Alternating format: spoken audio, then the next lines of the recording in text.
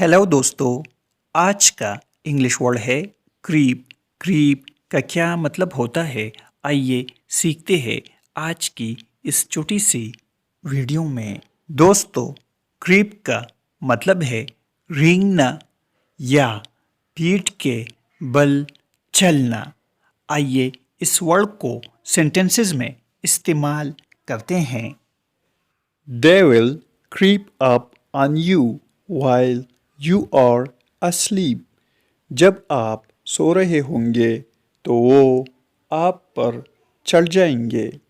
Mistakes were starting to creep in. गलतियाँ sir उठाने लगी थी. दोस्तों, चैनल को सब्सक्राइब करें और वीडियो को लाइक और शेयर ज़रूर करें. Thanks for watching this video.